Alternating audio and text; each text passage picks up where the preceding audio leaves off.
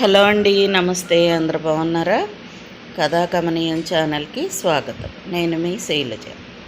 మన ఛానల్లో మన్నెం శారద గారు రచించిన చంద్రోదయం నవల చదువుకుంటున్నాం కదా. ఈరోజు భాగంలో ఏం జరిగిందో చూద్దాం. గంగాధరం గారు తీవ్రంగా ఆలోచిస్తున్నారు. ఆయన ముఖంలో కండరాలు బిగుసుకున్న తీరులోనే ఆయన ఎంత కోపంలో ఉన్నది అర్థమవుతుంది. ఆయన పక్కన ఆయన సతీమణి శాంతమ్మ గారు ఆందోళనగా నిలబడి చూస్తున్నారు. శేఖర్ తల వంచుకొని కూర్చున్నాడు. సారథి గుమ్మానికి జారబడి నిలబడ్డాడు. అతనికి జంకుగా ఉంది. ఒక విధంగా ఇలాంటి వాతావరణం కల్పించింది తనే. అంటే నీ నిర్ణయం మారదంటావా? గంగాధరం గారు మరోసారి అడిగారు. ఇందులో మార్చుకోవాల్సిందేముంది డాడీ? శేఖరం నెమ్మదిగా అన్నాడు. స్థిరంగా ఉన్నాయా మాటలు? ఏమీ లేదా? మన స్థితిగతులు మర్చిపోయి దారిన పోయే దరిద్రం నెత్తికెత్తుకుంటావా? ఎంత బుద్ధి లేకుండా పోయిందిరా నీకు? ఆయన ఉగ్రరూపం చూసి సారథి ఉలిక్కిపడ్డాడు. శాంతమ్మగారు భయపడుతూ తండ్రి కొడుకుల వంక చూస్తోంది. మన ఇంటికి వస్తే ఆమె దరిద్రురాలు ఎలా అవుతుంది? అయినా దరిద్రం అంటే మీకెందుకు అంత చిన్న చూపు? డబ్బు ఈరోజు ఉంటుంది, రేపు పోతుంది. డబ్బు లేకపోతే మనల్ని కూడా మిగిలిన వాళ్ళు చేదరించుకుంటారుగా. గంగాధరం గారు క్షణం మాట్లాడలేనట్లుగా చూశారు. తన చేతుల మీదుగా అల్లారు ముద్దుగా పెరిగిన కొడుకే తనకు నీతి కథలు చెబుతుంటే సహించలేకపోయారు. ఆయన కోపంతో ఊగిపోయారు. అవునరా, ఇప్పుడు ఇలాగే ఉంటుంది. కొత్త మోజు కదూ. రేపు నా ఆస్తిలో చిల్లిగవ్వ కూడా రానినాడు ఈ ప్రేమలు, ఈ ఆదర్శాలు ఏమవుతాయో చూస్తాను. కడుపు తీపని ఆస్తి నీ చేతికే అందిస్తాననుకుంటున్నావేమో. పట్టుదలలో నీ తండ్రిని నీకు తీసిపోడు. అంతా అనాథాశ్రమానికి రాసేస్తాను. శేఖర్ ఆశ్చర్యంగా తండ్రి వంక చూసి, ఎంత మంచి మాట అన్నారు నాన్న మీరు. నా చేత ఆ పని చేయించకుండా మీరే అంత పుణ్యకార్యం చేస్తానంటుంటే కాదంటానా నేను అన్నాడు. ఆ మాటతో గంగాధరం గారు రెచ్చిపోయినట్లు భార్య వైపు చూసి, పదవే పద, ఇంకా నిలబడ్డావు దేనికి? నీ దేవ్యమోహం చూసి నీ కొడుక్కి జాలి కలుగుతుందనే? వాడిప్పుడు మన కొడుకే కాదు, మన పాలిట యముడు అన్నారు. శాంతమ్మ కన్నీళ్లతో కొడుకు వంక చూసింది. అమ్మా అన్నాడు శేఖర్ ఆర్తిగా. ఆ తల్లి హృదయం బాధతో మెలికెలు తిరిగింది. ఆమె వస్తున్న దుఃఖాన్ని ఆపుకుంటూ నోటికి గుడ్డ అడ్డం పెట్టుకుంది. నాయనా, నువ్వు ఆ అమ్మాయిని ప్రేమించలేదంటున్నావు. కేవలం జాలి కోసమైతే నువ్వే కట్టుకోవడం దేనికి? ఆ అమ్మాయికి కట్నం ఇచ్చి మనమే వేరే సంబంధం చేద్దాము అంది. నేను మాస్టారికి మాట ఇచ్చేశానమ్మా. శాంతమ్మ హతసురాలైపోయింది. అయిందా? ఆ మాట అనిపించుకోవడానికేగా ఇంకా నిలబడ్డావు? బుద్ధి ఉంటే వెంటనే బయలుదేరు. విసురుగా వెళుతున్న గంగాధరం గారిని ఏడుస్తూ అనుసరించింది శాంతమ్మ. కారు కనిపించినంత వరకు చూస్తూ నిలబడ్డాడు శేఖర్. సారథి అనునయంగా శేఖర్ భుజం మీద చెయ్యి వేశాడు. అతను వెనక్కి తిరిగి చూశాడు. ఆ కళ్ళల్లో లీలగా కన్నీటి పొర. తల్లిదండ్రులకు మనస్తాపం కలిగించి ఈ పెళ్లి చేసుకోకపోతేనేం? పోనీ వాళ్ళు చెప్పినట్లుగా కట్నం ఇచ్చి పెళ్లి జరిపించవచ్చుగా. సారథి మాటలకు తీవ్రంగా చూశాడు శేఖర్. నిమిషానికో మాట మాట్లాడడం నాకు అలవాటు లేదు సారథి. ఏ, ఆ అమ్మాయిని చేసుకోవడం వల్ల వీళ్ళకి జరిగే నష్టం ఏమిటి? కేవలం డబ్బు లేకపోవటం అనేది ఆమె లోపం అంటే నేను ఒప్పుకోను. డబ్బుంటే వీళ్ళకి ఎలాంటి అభ్యంతరం ఉండేది కాదుగా. తనకున్నదే దాచటానికి అవస్థపడుతున్న నాన్నకి కోడలు తెచ్చే కట్నం ఎందుకు? సంఘంలో తన స్టేటస్ తగ్గకూడదు. డబ్బుని డబ్బే ముడిపెట్టుకుంటుంది, మనిషిని కాదు, మనసుని కాదు. పెద్దతనం అడ్డం పెట్టుకుని మనల్ని బలహీనుల్ని చేసి చేతగాని వాళ్ళని చేస్తుంది పెద్దతరం. తల్లిదండ్రులుగా వాళ్ళని నేను గౌరవిస్తాను, అభిమానిస్తాను. కానీ యువతరపు కాళ్ళకి బంధాలు వేసి కిందికి పడగొట్టే వాళ్ళ అధికారాన్ని మాత్రం భరించలేను. నేను ఈ పెళ్లి చేసుకునే తీరతాను. ఇది నా నిర్ణయం అంతే అంటూ శేఖర్ విసురుగా లోపలికి నడిచాడు. ఈజీ చైర్లోనే పడుకున్నప్పటికీ తుల్లిపడినట్లయింది సారథికి. చేతి గడియారంలోకి చూశాడు. 5:30 అవుతోంది. తూర్పు తెల్లబడుతోంది. పక్షులు రొద చేస్తూ గూళ్ళు వదిలి వినీలాకాశంలోకి ఎగురుతున్నాయి.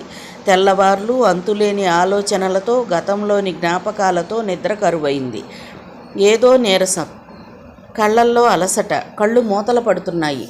చల్లగాలికి కాస్త శరీరం వణుకుతోంది. అయినా అతను లేవలేదు. గుమ్మంలో స్వాతి నిలబడి ఉండటాన్ని అతను గమనించాడు. కానీ చూడనట్లుగానే ఊరుకున్నాడు. మమ్మీ, నాని పిలుస్తున్నాడు స్వాతిని.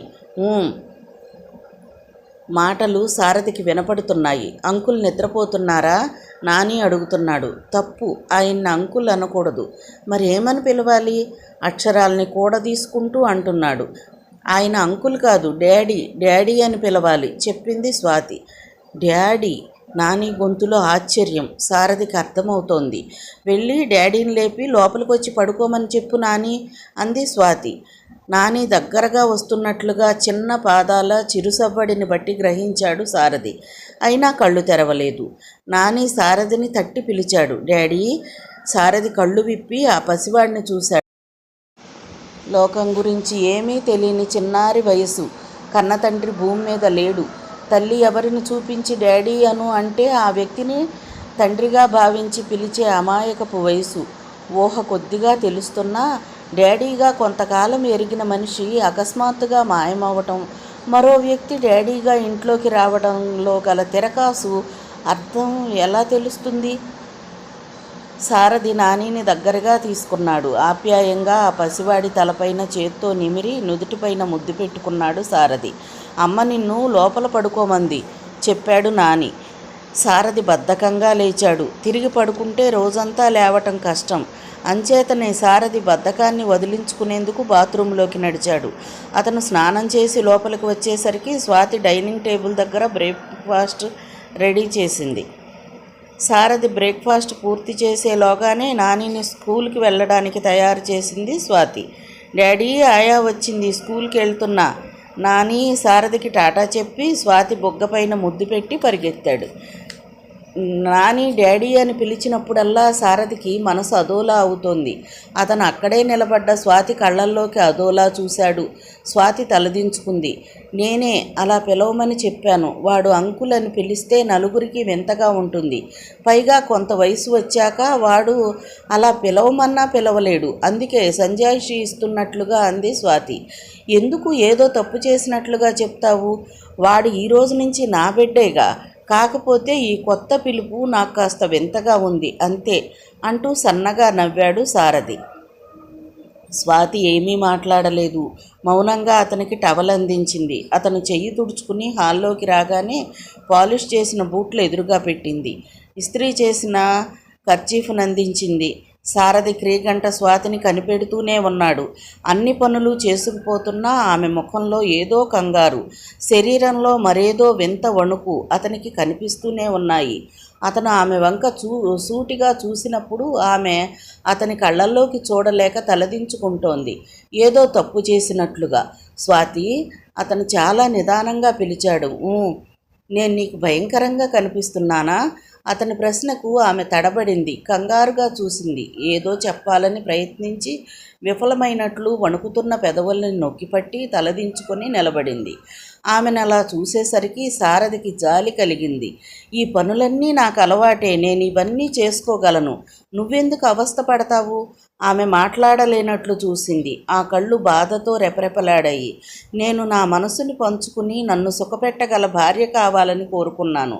నా పనులన్నీ చేసి పెట్టే దాసీని మాత్రం కాదు అని అతను వెళ్ళిపోతుంటే స్వాతి కళ్ళల్లో నిలిచిన నీళ్లు చెంపలపైకి జారాయి. స్వాతి చాలాసేపు స్థాణువులా అలానే నిలబడి చూస్తూ ఉండిపోయింది. ఆమెకు తెలియకుండానే గుండెల్లో గుబులు చోటు చేసుకుంది. ఏం చేస్తున్నావమ్మా స్వాతి? పక్కింటి జానకమ్మ పిలుపుకి ఉలిక్కిపడి వెనక్కి తిరిగి చూసింది స్వాతి. స్వాతి కళ్ళనీళ్లు ఆమె కంట పడనే పడ్డాయి. నేనేనే తల్లి, ఏమిటలా దిగులుగా ఉన్నావు?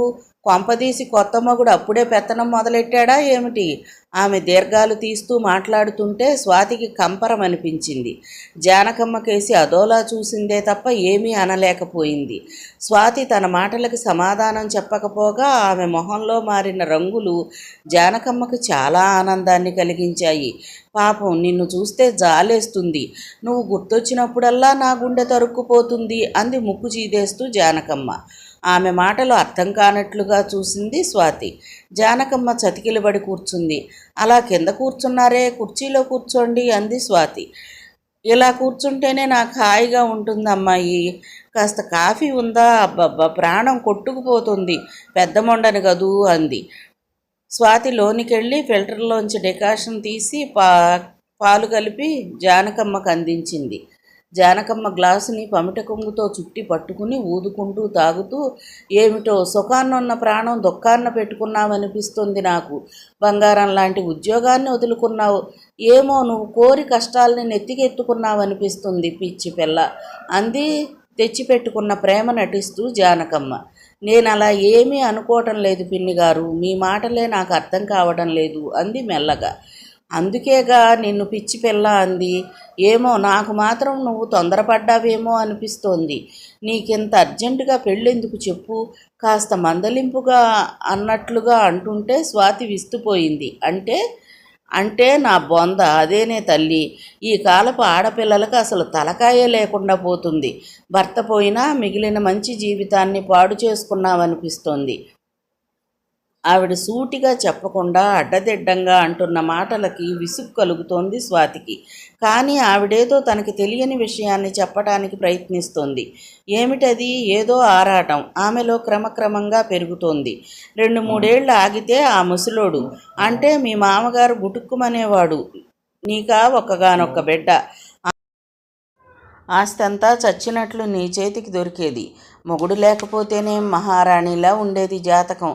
ఈ పనికిమాలిన పెళ్లి వల్ల ఆ ఛాన్స్ కాస్తా పోయింది. స్వాతి తేలిగ్గా ఊపిరి తీసుకుంది. అవన్నీ ఆమె చెప్పకపోయినా తనకు తెలుసు. ఇది కొత్త విషయం కాదు. తానన్నిటికీ సిద్ధపడే ఈ పెళ్లి చేసుకుంది. నాకు తెలుసు పిన్నిగారు అంది. ఏమిటి తెలుసమ్మాయి నీకు?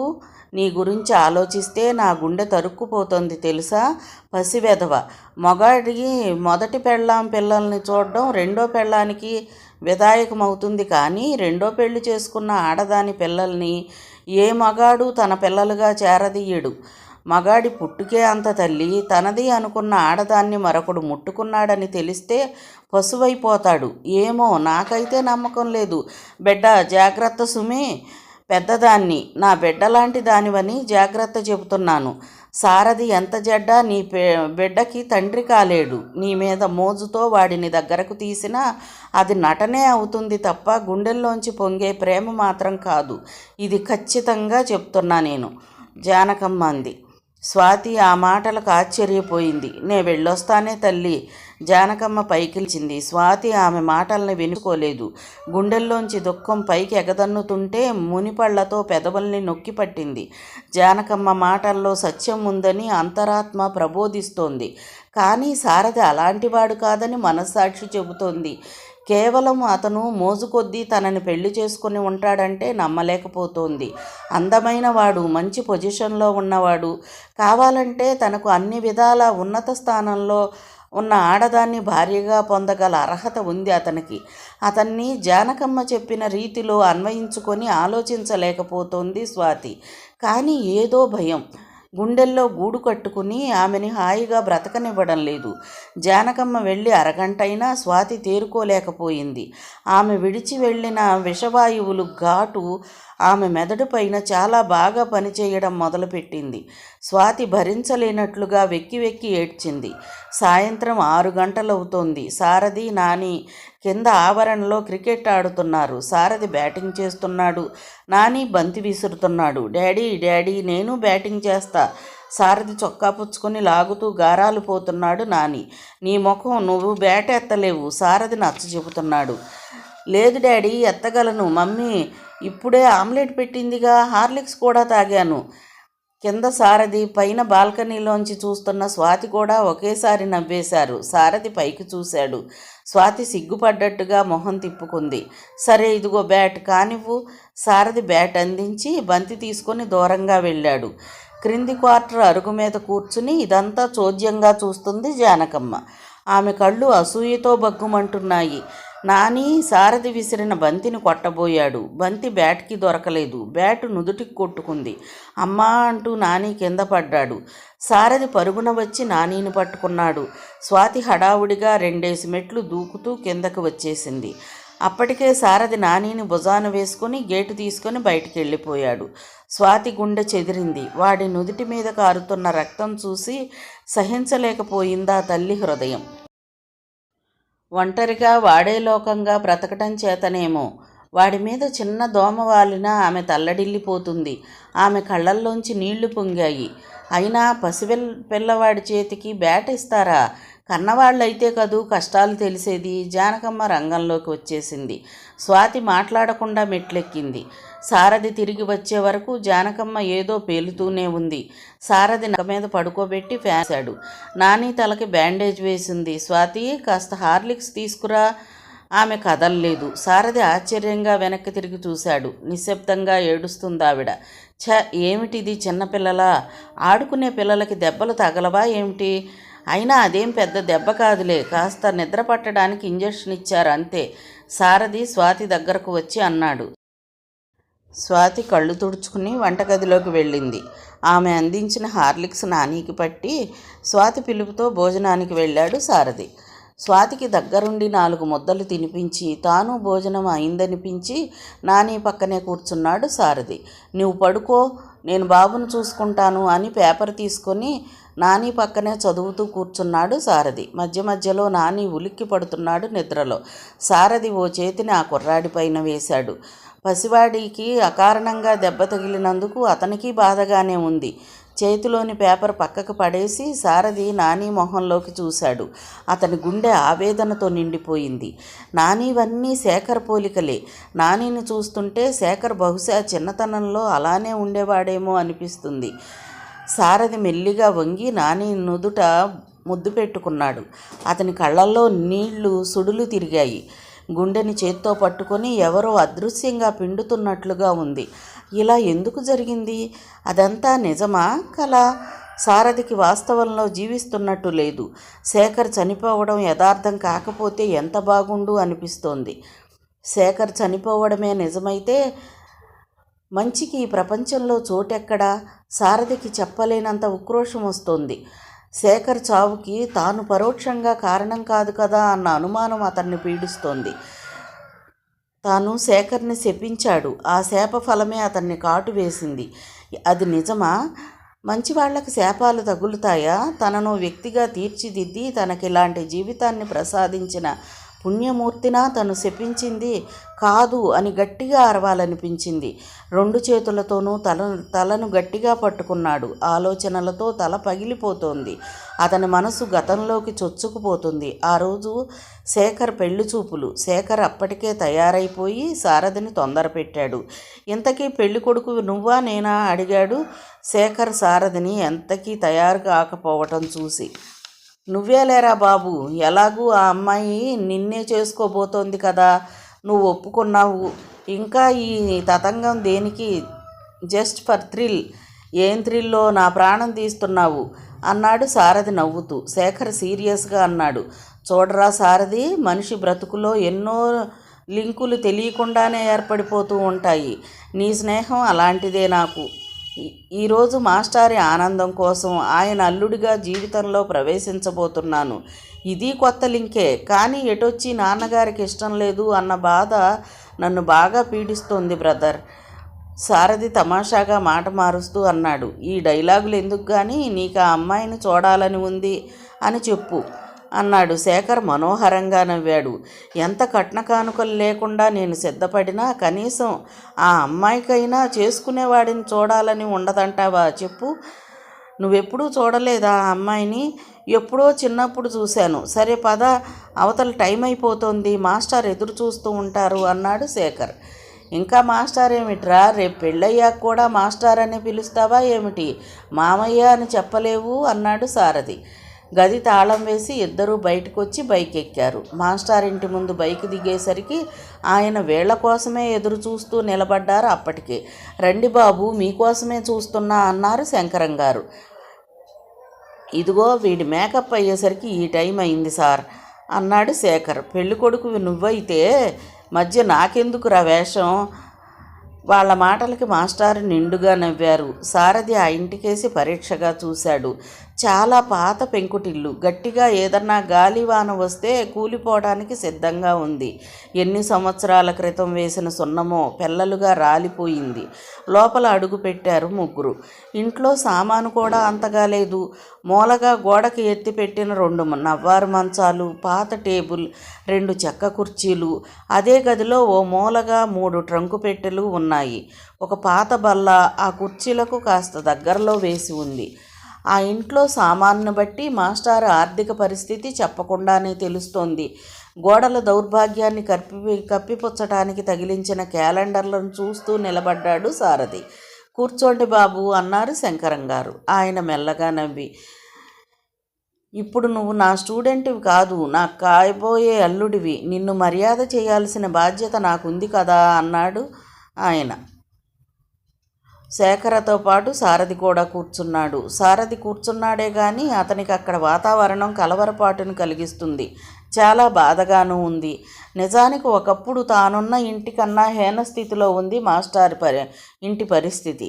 శేఖర్ లాంటి ఆగర్భ శ్రీమంతుడు ఆ ఇంటికి అల్లుడు కావడం సారథికే సహించరానిదిగా ఉంది. నిజానికి అతనికి అలాంటి అవసరమే లేదు. అవకాశం ఉంది కనుక ఏ చిన్న సంబంధమో చూసి కట్న కానుకలు పెళ్లి ఖర్చులు భరించి మాస్టారు కూతురు పెళ్ళి అయిందనిపించడం ధర్మమని తోస్తోంది. తాను తొందరపడి నువ్వే ఎందుకు చేసుకోకూడదు అని ప్రశ్న వేయడం దీనికి కారణమని అతడు కలవరపడుతున్నాడు. కానీ శేఖర్లో ఏ విధమైన దిగులు కనపడడం లేదు. అతను చిరునవ్వుతో చూస్తున్నాడు. అక్కడి స్థితిగతుల్ని పరిశీలించిన తర్వాత కూడా శేఖర్ చిత్తంతో కూర్చోవడం చూసి సారథి ఆశ్చర్యపడ్డాడు. విధిరాతనెవ్వరూ తప్పించలేరన్నది నిర్వివాదాంశం. శేఖర్లోని దృఢ సంకల్పం, పట్టుదల చూసి మనసులోనే అతన్ని అభినందించకుండా ఉండలేకపోయాడు సారథి. కానీ సారథి ఒక్క విషయాన్ని మరిచిపోయాడు. ఆనాడు లేమిలో భరించలేని స్థితిలో ఆత్మహత్యకు పాల్పడిన తనని కాపాడి తన జీవితాన్ని కుటుంబాన్ని నిలబెట్టిన వ్యక్తి శేఖర్. ఆ రోజు శేఖర్ తనలాంటి భయాలతో తనని పట్టించుకోకపోతే ఈపాటికి తన కుటుంబం మొత్తం మరుభూమిలో మట్టిగా కలిసిపోయేది. అయితే శేఖర్ మానవతా దృష్టితో తన పట్ల వ్యవహరించిన తీరు వల్ల వ్యక్తిగతంగా నష్టం వాటిల్లలేదు. కానీ ఇక్కడ శేఖర్ జీవితమే చీకటిలో అడుగు పెడుతోందన్న భయం సారథిని బాగా పీడిస్తోంది. ఓ లంగావోణి వేసుకున్న 14 ఏళ్ల అమ్మాయి 2 ప్లేట్లలో పలహారాలు తీసుకొచ్చి టేబుల్ పైన పెట్టింది. ఇవన్నీ ఎందుకండి అన్నాడు సారథి. ఆ మాత్రం ఖర్చు కూడా తన కోసం మాస్టారు చేయడం ఇష్టం లేనట్లుగా. ఒక విధంగా ఆలోచిస్తే ఆ ఖర్చుతో మాస్టారి కుటుంబం ఒక పూట గడిచిపోతోంది. ఏదో మా ఆనందం కోసం బాబు, మాస్టారు నిలబడే ఉన్నారు. అది కాస్త ఇబ్బందిగా అనిపిస్తోంది స్నేహితులిద్దరికీను. ఎవరో ముత్తైదువ గుమ్మంలోంచి తొంగి చూసింది. అమ్మాయిని తీసుకురామ్మా అన్నారు మాస్టారు. ఆవిడ లోనికెళ్ళిపోయింది. తల్లి లేని పిల్ల నా బిడ్డ. ఈ సమయంలో ఇరుగు పొరుగు వారి సాయం అర్థించక తప్పదు కదా అన్నాడు వ్యధగా. అంతలోనే ఆవిడ పెళ్లికూతుర్ని తీసుకొచ్చి చాప మీద కూర్చోబెట్టింది.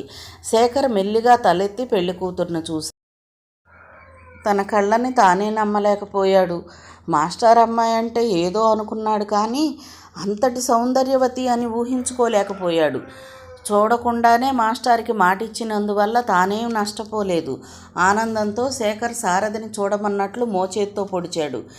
శేఖర్ని నవ్వుతూ చూసి సారథి ఆమెకేసి చూశాడు. అంతే, అతనికి మతిపోయింది.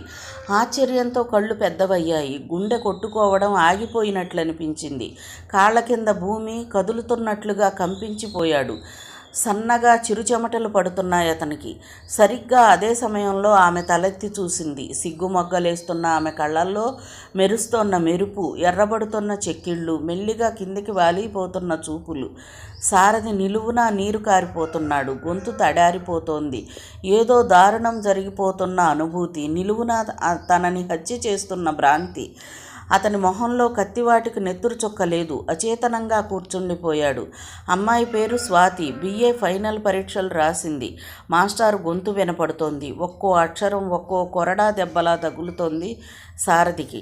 ఇక వెళతాం మాస్టారు అన్నాడు శేఖర్ లేచి నిలబడుతూ. సారథి కూడా యాంత్రికంగా లేచి నిలబడి అతన్ని అనుసరించాడు. బైక్ స్టార్ట్ చేస్తుంటే శంకరం గారు ఏం బాబు అన్నారు, ఏదో అడగాలని అడగలేకపోతున్నట్లుగా. ముహూర్తం పెట్టించండి, మీ ఖర్చు కూడా నాదే అన్నాడు శేఖర్. ఆ మాటలు వింటున్న సారథి ముఖం రక్తం విరిగిపోయినట్లుగా తెల్లబడిపోయింది. ఏమీ చెప్పలేని నిస్సహాయత అతన్ని ఆవరించింది. దారిలో శేఖర్ అన్నాడు, చూశావురా, నేను చూడకుండా ఒప్పుకున్నా ఊర్వశి లాంటి పెళ్ళాం దొరికింది. అమ్మ చూస్తే చాలా సంతోషిస్తుంది కదూ. సారథి అదోలా నవ్వి ఊరుకున్నాడు. సారథి మాట్లాడకపోవడంతో శేఖర్ అతనికేసి ఆశ్చర్యంగా చూశాడు. సారథి ముఖమంతా చెమటలు పట్టేశాయి. మనిషి వణికిపోతున్నాడు. శేఖర్ గాబరాగా అతని చెయ్యి పట్టుకున్నాడు. అదేం అలా అయిపోతున్నావు? కంగారుగా అడిగాడు. తలనొప్పి ఏమిటోలా ఉంది. సారథి కోసం దారిలో టాబ్లెట్స్ కొన్నాడు శేఖర్. ఇల్లు రాగానే సారథి మౌనంగా పడుకున్నాడు. శేఖర్ సారథి చేత టాబ్లెట్స్ మింగించి అతని పక్కనే కూర్చున్నాడు. నువ్వు ఆఫీస్కెళ్ళు, నాకు అదే తగ్గిపోతుందిలే అన్నాడు సారథి. కానీ తన మనసు కుదుట పడదని అతనికి బాగా తెలుసు. సారథికి ఏకాంతం కావాలి. అందుకే బలవంతంగా శేఖర్ని ఆఫీసుకు పంపేశాడు. శేఖర్ వెళ్ళగానే సారథికి బావురుమని ఏడవాలనిపించింది. ఆలోచనలతో అతని తల పగిలిపోతోంది. అతని హృదయంలో ఒకే ఒక్క సమాధానం దొరకని ప్రశ్న తొలుస్తోంది. ఎందుకు ఇలా జరిగింది? బుద్ధిలేని ప్రశ్నది. తప్పు తనదే. ఎవరిని నిందించి లాభం లేదు. సారథి అన్యమనస్కంగా బీచ్ రోడ్డున నడుస్తున్నాడు. సముద్రం తన మనసులాగే సతమతమవుతూ ముందు వెనుకలకు పరుగులు తీస్తోంది. ఇసుకలో జాలర్లు వలలు ఎండబెట్టుకుంటున్నారు. పశ్చిమాద్రిన కుంగిపోతున్న సూర్యకాంతికి సముద్రం కెంజాయి రంగులో మెరుస్తోంది. తెల్లని కొంగలు సముద్రంలోని రాళ్ల మీద కూర్చొని చేపల కోసం కొంగజపాలు చేస్తున్నాయి. సముద్రం మీద నుంచి వీస్తున్న చల్లని గాలి మనసుకు ఆహ్లాదాన్ని కలిగించింది. అయినా సారథికి ఇదేం పట్టలేదు. అతని హృదయం ముక్కలు ముక్కలుగా బేటలు వారింది. సముద్రంలో దూకి చావాలన్నంత కసి. ఆ కసి ఎవరిపైనా అతనికే తెలియదు. ఇలా ఎందుకు జరగాలి అని మాత్రమే అతని మనసు నిలదీసి ప్రశ్నిస్తోంది. ఆమె ఎవరో తెలియకుండానే, ఆమె పూర్తి వివరాలు తెలుసుకోకుండానే ఆమెనంతగా ప్రేమించాడా? ప్రేమ మనిషిని ఎంతగా చంపుతుందా? ఏమిటి ప్రేమ? ప్రేమే కాదు, పిచ్చి. తామిద్దరూ ఒకసారి సినిమా హాల్లో కలుసుకోవటం మినహాయించి మరెప్పుడూ కలుసుకోలేదు. ప్రేమలేఖలు రాసుకోనూ లేదు. పార్కులు షికార్లు అంటూ చట్టాపట్టాలేసుకుని తిరగనూ లేదు. ఒకరి గురించి ఒకరికి అస్సలు తెలియదు. కానీ తన మనసింతగా కుమిలిపోతోంది ఎందుకు? సారథి ఎంత సమర్థించుకోవాలన్నా అతని మనసు సర్ది చెప్పుకోలేకపోతోంది. ప్రేమకి మొదటి చూపు చాలదా? ఆమె కోసం తానెలా కాలేజీల చుట్టూ తిరిగాడు, ఎన్ని రాత్రులు నిద్ర లేకుండా గడిపాడు, ఎన్నెన్ని కలలు కన్నాడు, ఆ కలల్లో ఎన్నెన్ని గాలిమేడలు కట్టాడు. సారథికి ఉన్నట్టుండి ఒక్కసారిగా ఒళ్ళు జల్లుమంది. అవును, తను సరిగ్గా అలాగే అనుకున్నాడు. స్వాతి తనకు కాకుండా పోవడానికి వీల్లేదు.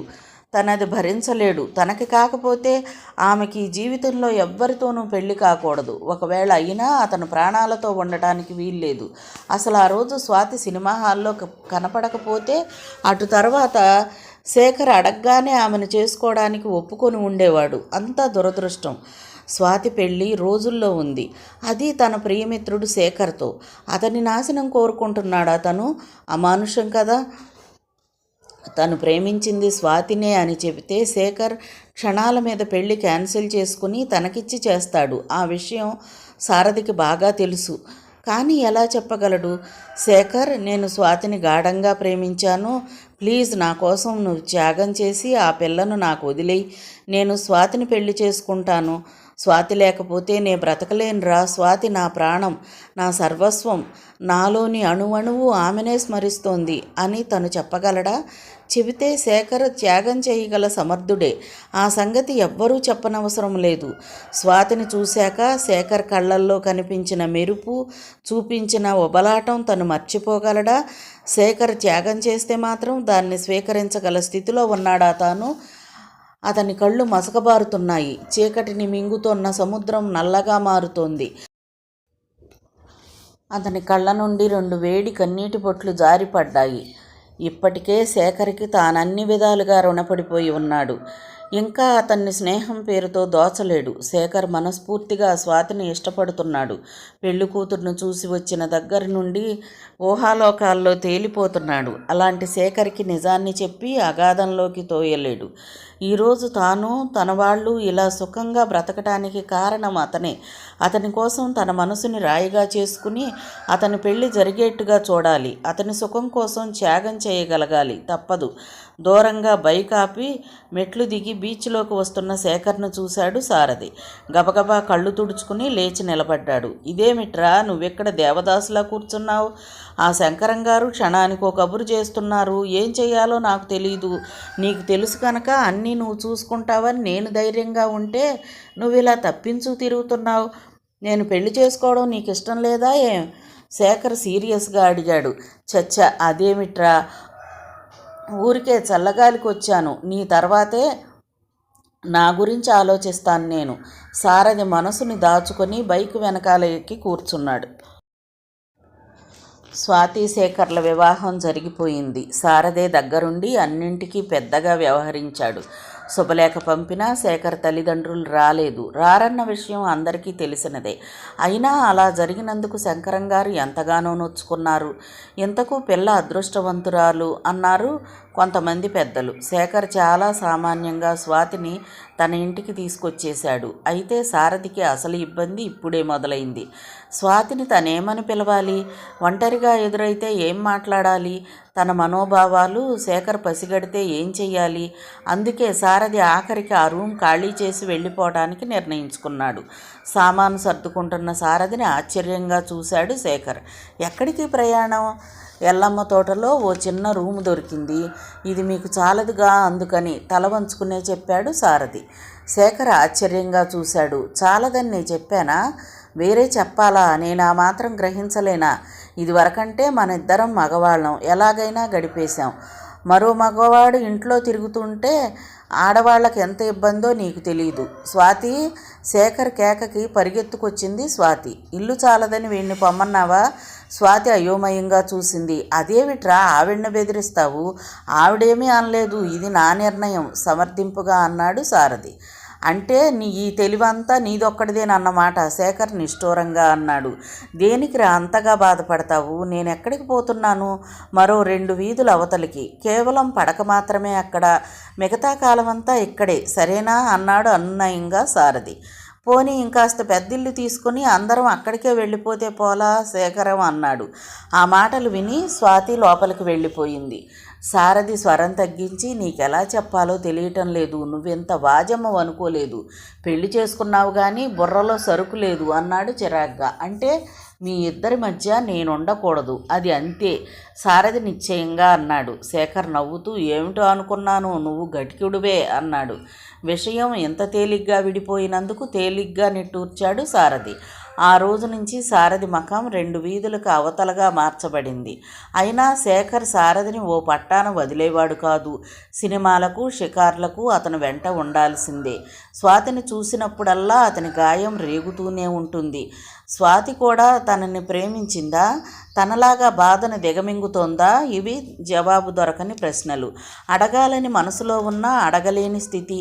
ఆ రోజు సారథి సడన్గా చూపించిన ట్రాన్స్ఫర్ ఆర్డర్స్ చూడగానే శేఖర్కి మతిపోయింది. నో, నెవర్, నేను ఇప్పుడే క్యాన్సిల్ చేయిస్తాను అన్నాడు తీవ్రంగా.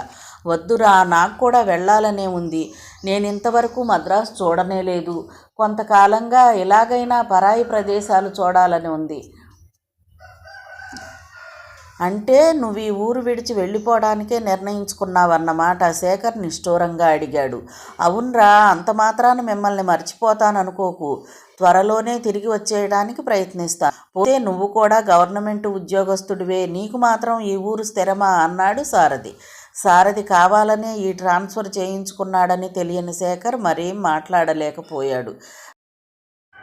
సారథి వారం రోజుల్లో మద్రాసు వెళ్ళడానికి అన్ని విధాలా సిద్ధమయ్యాడు.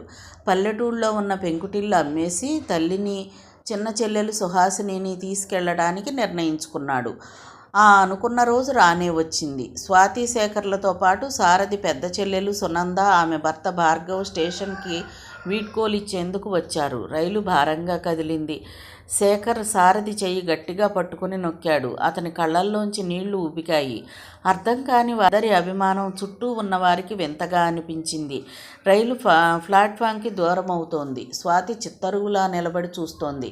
సారథి ఆఖరిసారిగా ఆమెను కనిపించినంత వరకు చూస్తూనే ఉన్నాడు. చూస్తుండగానే రైలు చిన్న బిందువులా మారి శూన్యంలో కలిసిపోయింది. సారథి బ్యాంకు నుంచి వచ్చేటప్పటికి టేబుల్ మీద లెటర్ ఉంది. అది శేఖర్ దస్తూరి.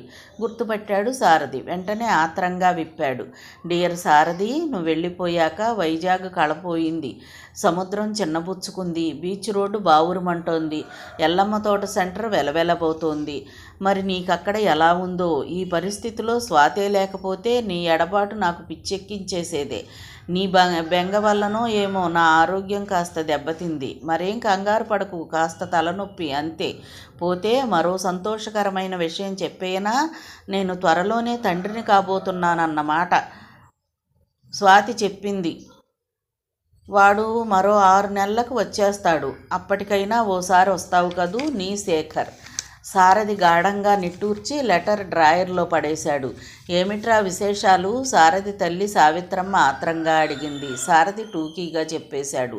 ఆమె అదోలా ఉన్న కొడుకుని పరీక్షగా చూసింది. ఎంతో హుషారుగా ఉండే అతను ఈ మధ్య ఎప్పుడూ తీవ్రంగా ఏదో ఆలోచిస్తూ ఒంటరిగా గడపటం, అరుదుగా కూడా నవ్వకపోవటం ఆమెకు బాధగా ఉంటోంది. ఒక వయసులో ఒంటరితనం మనిషిని ఎలా వెంబడించి వేధిస్తుందో ఆమెకు బాగా తెలుసు.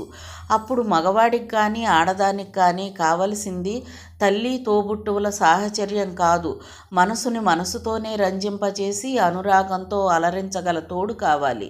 ఏ వయసుకు ఆ ముచ్చటన్నారు. తోటివాడు శేఖర్ బిడ్డ తండ్రి కాబోతున్నాడు అనుకుని నిట్టూర్చింది ఆమె. సారథి భోంచేస్తున్నాడు. మీ బ్యాంకులో అమ్మాయిలున్నారా? తల్లి ప్రశ్నకు తలెత్తి చూశాడు సారథి. ఏమిట్రా, నా ప్రశ్న అర్థం కాలేదా? అదేం ప్రశ్నమ్మా, అమ్మాయిలు లేని ఆఫీసులున్నాయా? వాళ్లే ఎక్కువ. ఆవిడ ముఖం కాంతివంతమైంది. పెళ్లి కాని పిల్లలు కూడా ఉంటారుగా అంది. సారథి నవ్వాడు. ఈ రోజులు చాలా విచిత్రంగా మాట్లాడుతున్నావు. ఎవరెవరికి పెళ్ళిళ్ళయ్యాయో ఎవరెవరికి కాలేదో నాకెలా తెలుసు అన్నాడు. ఆమె నిట్టూర్చింది. నీతోటివాడు శేఖర్ తండ్రి కాబోతున్నాడు. నువ్విలా పెళ్ళి పెటాకులు లేకుండా ఎన్నాళ్ళుంటావు? సునంద పెళ్లి చేశావు, అప్పులన్నీ తీర్చేశావు. ఇక చిన్నది సుహాసిని ఏదో చదువుకుంటుంది. నువ్విక ఆలస్యం చేయకుండా పెళ్లి చేసుకుంటే బాగుంటుంది. మనకు అయిన వాళ్ళంటూ ఎవ్వరూ లేరు. అందుకే నీకు నచ్చిన పిల్ల కనిపిస్తే వెంటనే చేసుకో. నాకు కులం గోత్రం అని కట్నాలు కానుకలు అనే పిచ్చి లేదు. ఉన్నంతలో మీరు సుఖంగా ఉండటమే కావాలి. 4 రోజుల్లో పోయేదాన్ని. నాకెందుకు ఈ వ్యామోహాలు? సారథి ఆశ్చర్యంగా తల్లి వంక చూశాడు. పల్లెటూరులో పుట్టి చదువు సంధ్యలు ఎరగకపోయినా ఆమె ఎంత ఉదాత్తంగా ఆలోచించగలుగుతోంది. ఆ మాత్రం విశాల స్వభావం శేఖర్ తల్లిదండ్రుల్లో ఉండి ఉంటే అతని పెళ్ళి ఎంత ఘనంగా జరిగి ఉండేది. ఉన్నది ఒక్కగానొక్క కొడుకైనా తరతరాలకి తరగని ఆస్తి ఉన్నా వాళ్ళ అంతస్తులకే ప్రాధాన్యత ఇచ్చారు. దానికోసం కన్న కొడుకునే దూరం చేసుకున్నారు. ఏమిట్రా మాట్లాడవు? తల్లి హెచ్చరికతో లోకంలోకి వచ్చాడు సారథి. చెయ్యి కడుక్కుని లేచి వెళ్ళిపోతుంటే ఆమె అర్థం కానట్లుగా చూసింది. సారథికి శేఖర స్మృతులతో ఎప్పుడో అర్ధరాత్రి దాటాక నిద్ర పట్టేసింది. స్వాతికి అకస్మాత్తుగా మెలకువ వచ్చింది. పక్క గదిలో ఇంకా దీపం వెలుగుతోంది. ఆమె లేచి వాళ్ళ గదిలోకి వచ్చింది. సారథి నాని పక్కగా ఒరిగి పడుకుని ఉన్నాడు. అతను చదువుతున్న పేపర్ ముఖం మీద పడి ఫ్యాను గాలికి రెపరెపలాడుతోంది. నాని కదలకుండా నిద్రపోతున్నాడు. నుదుటి మీద చెయ్యి వేసి చూసింది. జ్వరం లేదు. ఆమె గుండె నిశ్చెంతగా కొట్టుకుంది. ఆమె సారథి ముఖం మీద పేపర్ తీసి మడిచి పక్కకు పెట్టింది. అతను కదిలి మరో పక్కకు తిరిగి పడుకున్నాడు. అమాయకంగా అతని ముఖాన్ని చూడగానే ఆమెకు చాలా జాలి కలిగింది. ఏ సుఖం బాగుందామని ఇతనింత త్యాగానికి పూనుకున్నాడు? ఏ ప్రతిఫలం ఆశించి ఇతనెంతగా కష్టపడుతున్నాడు? నానిని ఎంత అపురూపంగా చూసుకుంటున్నాడు. కన్న తండ్రి అయినా ఎంతకంటే ఎక్కువ ఏం చేయగలడు? స్వాతి హృదయం కృతజ్ఞతతో బరువెక్కింది. కానీ అందుకు ప్రతిఫలంగా తానేం చేయగలుగుతోంది? తాళి కట్టినా అతన్ని దూరంగా పెట్టి అవసరాలకు ఉపయోగించుకుంటూ కూడా అతనికి భార్య కాలేకపోతోంది. క్షణం క్షణం అతన్ని బాధ పెడుతూ తాను బాధపడుతూ స్వాతి మరిక ఆలోచించలేకపోయింది. ఆ రోజు సినిమా హాల్లో తనని పలుకరించిన చిలిపి ముఖం క్షణకాలం ఆమె మనసులో మెదిలింది. ఎందుకో మొదటిసారిగా అతన్ని చూసి ఆమె హృదయం నర్తించింది. అది ప్రేమ, ఆకర్షణ ఏమో. ఆ రోజు స్వాతి స్నేహితురాళ్ళు సినిమా హాల్లో ఆమెను ఏడిపిస్తే స్వాతికి కోపం రాలేదు. సిగ్గుతో ఆమె మొహం జేవురించింది. ఏదో తెలియని పారవస్యం ఆమెను డోలలూగించింది. అందుకే ఆగలేక రిక్షా కర్టెన్ను తొలగించి సిగ్గు వదిలి అతన్ని తిరిగి చూసింది. మళ్ళీ దొరకడనే ఆత్రంతో, మళ్ళీ చూడలేనేమో అనే భయంతో. సమాధానంగా అతను చెయ్యి ఊపి నవ్వడం తనకి బాగా గుర్తుంది. కానీ దురదృష్టవశాత్తు తన్నింక మళ్ళీ చూడలేకపోయింది. ఆ వెంటనే తండ్రికి జబ్బు చేసి నెల రోజులు తాను కాలేజీకి వెళ్ళకపోవటం, తిరిగి కాలేజీకి వెళ్ళినా అతను ఎప్పుడూ ఎక్కడా తారసపడకపోవటం అంతా కాకతీయాళీయంగా జరిగిపోయింది. కేవలం ఓ రోజు సినిమా హాల్లో కనపడి పలకరించినంత మాత్రాన ప్రేమించబడ్డం అనేది జరిగే పనేనా? తాను నిరాశగా నిట్టూర్చింది. ఎంతకు అతను తనని నిజంగా ప్రేమించి ఉండకపోవచ్చు. ఆ వయసు కుర్రాళ్ళలా తమాషాకి అతను చెయ్యి ఉండొచ్చు. నిజంగా ప్రేమించి ఉంటే తనను వెతుక్కుంటూ రాడు, తన ప్రేమని తెలుపుకోడు. ఇలా రోజుకి ఎంతమందిని చూసి చిరునవ్వులు అలకబోస్తాడో, టాటాలు చెబుతాడో. ఆమె నిస్పృహగా నిట్టూర్చింది. అయినా ఆమె విశాలమైన కనుళ్ళు ఎన్నాళ్లపాటో రెప్పవేయటం మర్చిపోయి రోడ్లన్నీ అతని కోసం గాలించేవి. కనీసం అతని పేరు కూడా తెలియదు. ఏం చేస్తాడో అంతకన్నా తెలియదు. ఎక్కడుంటాడో అసలే తెలియదు. ఏ ఆధారంతో అతన్ని వెతుకుతుంది? ఏ అనుబంధంతో ఎదురు చూస్తుంది? నిరాశ నిండిన ఆమె నయనాలు కన్నీటి పుష్పాలయ్యేవి. స్వాతి కాలగతిలో దిగులుని దిగమింగి చదువులో పడిపోయింది. ఆ రోజున రేపు నీకు పెళ్లివారు వస్తున్నారమ్మా, ఎక్కడికి వెళ్లకు అన్న తండ్రి మాటలకు ఉలిక్కి పడింది స్వాతి. వెంటనే ఏం జవాబు చెప్పాలో ఆమెకు తెలియలేదు. డిగ్రీ అయిపోయి నాన్న అంది ఎలాగో. ఈలోపు అతను కనిపించడా అన్న ఆశ. శంకరంగారు నవ్వారు. పిచ్చి తల్లి, ఎంత చదువు చదివినా పెళ్లి బాధ్యత నాకు తప్పేది కాదమ్మా. మంచి సంబంధం అనుకోకుండా వచ్చింది. పెళ్ళికొడుకు ఎవరనుకున్నావు? లక్షలకు ఏకైక వారసుడు, పైగా దొడ్డ మనసున్న మనిషి. ఇలాంటి సంబంధం ఎన్ని జన్మలెత్తినా నేను తేలేనమ్మా. స్వాతి మాట్లాడలేదు. మాట్లాడటానికి ఏముంది కనుక? సినిమా హాల్లో ఎవరో అబ్బాయి కనిపించాడు, అతన్నే చేసుకుంటాను అని ఎలా చెబుతుంది? ఏమని చెబుతుంది? చెప్పి నవ్వులు పాలు కావడం తప్ప. మర్నాడు పొద్దుటే పెళ్లివారొచ్చారు. తాను చాప మీద తలవంచు కూర్చుంది. పెళ్లి కొడుకును చూడు, ఎంత బాగున్నాడో. మళ్ళీ కావాలంటే దొరకడు. పక్కింటి పిన్నిగారు స్వాతిని కుదుపుతూ అంది గుసగుసగా. స్వాతి మెల్లిగా తలెత్తింది. అంతే. ఆమె కళ్ళు ఆశ్చర్యంతో పెద్దవయ్యాయి. తన వంకే ఆశ్చర్యంగా తెల్లబోయి చూస్తున్న అతనే. ఎంత విచిత్రం, ఎంత తమాషా! ఎంత అద్భుతమైన విషయం ఎక్కడైనా జరుగుతుందా? తన మనసులో వలచిన ప్రియుడు మళ్ళీ ఎన్నడూ కలవకపోగా, కనీసం తన మనసు తెలియకపోగా, ఇక తనకు మళ్ళీ కనిపించడు అనుకున్న తరుణంలో పెళ్లి కొడుకుగా ఇలా కనిపించడం నిజంగా స్వాతి నమ్మలేకపోయింది. అతను కూడా తనలాగే కంగు తిన్నట్లున్నాడు. అందుకే అంత ఆశ్చర్యంగా గుండె ఆగినట్లుగా చూస్తున్నాడు. స్వాతి హృదయం ఆనందంతో గాలిలో గువ్వలా ఎగురుతోంది. పట్టలేని సంతోషంతో ఆమె లోనికి పరుగు తీసింది. ఆ తరువాత అతను తల్లిదండ్రుల్ని, ఆస్తిని కాదని తనని కట్టుకోబోతున్నాడన్న విషయం ఆమెను గర్వపడేలా చేసింది. తండ్రి ద్వారా పెళ్ళికొడుకు పేరు శేఖర్ అని, ఇంజనీరుగా పనిచేస్తున్నాడని తెలిసి సంబరపడింది. ఎవరూ లేకుండా చూసి శుభలేఖలోని అతని పేరుని గట్టిగా ముద్దు పెట్టుకుని ఆ పైన సిగ్గుపడిపోయింది. తన ముద్దు అతని చెంపని తాకి ఉలిక్కిపడ్డాడేమో. తన ఆలోచన తనకే నవ్వొచ్చి ఒకచోట నిలవలేనట్లుగా బాదం చెట్టు కింద పరిగెత్తింది. పెళ్లి ముహూర్తం దగ్గర పడే వరకు ఏ క్షణం ఏం చేస్తుందో ఆమెకే తెలియదు. వేసిన జడనే మళ్ళీ విప్పి మళ్ళీ వేస్తున్న అక్కను చూసి తికమక పడ్డారు చెల్లెళ్ళు. కాఫీ పొడి అప్పు తనకే ఇచ్చి మళ్ళీ గ్లాసు నిండా వేసుకొని అప్పు తీర్చడానికి వచ్చిన స్వాతిని చూసి విస్తుపోయి ముక్కును వేలేసుకుంది పక్కింటి పిన్నిగారు. పెళ్ళిళ్ళు మేము చేసుకున్నాం కానీ ఎంతలా ఒళ్ళు మరిచిపోయి ఉక్కిరిబిక్కిరి అయిపోలేదు సుమా అంటూ ఆమె ఆశ్చర్యం వెలిబుచ్చింది స్వాతి బొగ్గగిల్లుతూ. శంకరంగారు కూడా స్వాతి అదృష్టానికి మురిసిపోయారు. శేఖర్ వినయ విధేయతలు, మంచితనం ఆయన్ని ఉక్కిరిబిక్కిరి చేశాయి. ఆ రోజు రానే వచ్చింది. స్వాతి పెళ్లిపేటల మీద తలవంచు కూర్చుంది. పురోహితుడు మంత్రాలు చదువుతున్నాడు. పక్కన కూర్చున్న వ్యక్తి స్పర్శ ఆమెకు వింత గగుర్పాటును కలిగిస్తోంది. ఏవేవో ఊహలతో ఆమె పురోహితుడు చెప్పినట్లు చేస్తుంది. స్నేహితురాళ్ల జోకుల మధ్య ఆమె తల ఎత్తి చూసింది. ఎదురుగా పందిర్రాటకి చేరబడి అతను. ఆమె గుండె ఆగినట్లయింది. తన కళ్ళు తనకు అబద్ధం చెబుతున్నాయేమోనని ఆమె మరోసారి తలెత్తి చూసింది. అతను అక్కడ లేడు, వెళ్ళిపోయాడు. ఆలోచనల నుంచి ఆమె తేరుకోక మునిపే బాజా భజంత్రీలు మారుమ్రోగాయి. మంగళసూత్ర ధారణ జరిగిపోయింది. స్వాతి ఊహాలోకం నుండి కిందికి జారిపడింది. పెళ్లి తతంగం ముగిశాక మెల్లిగా పిన్నిగారిని అడిగింది పెళ్ళికొడుకు ఎవరు అని. ఆమె స్వాతి వంక ఆశ్చర్యంగా చూసి, ఆ రోజు 2 కళ్ళు విప్పార్చి మరీ చూశావుగా, ఇదేం ప్రశ్న అని అడిగింది. ఆ వెంటనే గుమ్మం దగ్గరికి చెయ్యి పట్టుకొని తీసుకెళ్ళి శంకరంగారితో మాట్లాడుతున్న శేఖరాన్ని చూపించింది. పసుపు బట్టలతో తమాషాగా పెళ్ళికొడుకు హోదాలో ఉన్న శేఖర్ క్రీగంట స్వాతిని చూసి చిన్నగా నవ్వాడు.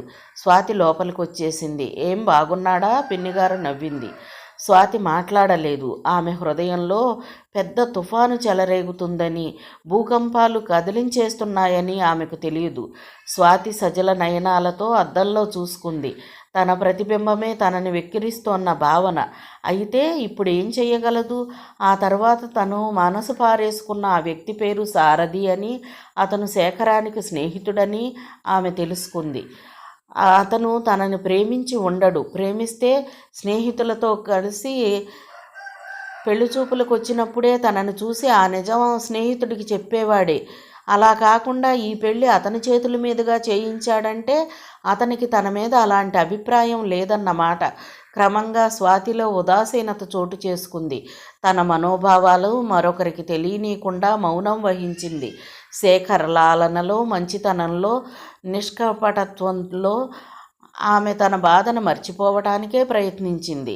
అతను తన కోసం తల్లిదండ్రులను దూరం చేసుకున్నాడు. ఆస్తిపాస్తుల్ని తృణప్రాయంగా చూశాడు. ఇంతకంటే అతన్ని ఆరాధించటానికి ఏం కావాలి? కానీ సారథిని చూసినప్పుడల్లా ఆమెలో చెప్పలేని అలజడి, కంగారు. అతను ఇంటికి వెళ్ళడం ఆమెకు ఓ రకంగా ఆనందాన్నే కలిగించింది, ధైర్యాన్నిచ్చింది. కారణం, అతన్ని చూస్తే ఆమె మనోధైర్యం సడలిపోతోంది. దైవికంగా అతను మద్రాసు వెళ్ళిపోవడం కనీసం కంటికి కనిపించడనే బాధ కలిగినా, మరో రకంగా అదే ముందు ముందు తన వైవాహిక జీవితానికి మంచిదిగా తోచింది. ఆలోచనలతో స్వాతికి ఎప్పుడు తెల్లవారింది తెలియలేదు. మిగతా కథ రేపటి భాగంలో చూద్దామండి. కథ విన్నందుకు ధన్యవాదాలు. ఈ నవల మీకు నచ్చితే ఒక లైక్ చేయండి, షేర్ చేయండి, నా ఛానల్ని సబ్స్క్రైబ్ చేసుకోండి, నన్ను సపోర్ట్ చేయండి. మీరిచ్చే ఒక్క లైక్ నాకు, నా ఛానల్కి ఎంతో సపోర్ట్ని ఇస్తుందండి. Thank you. ఉంటానండి.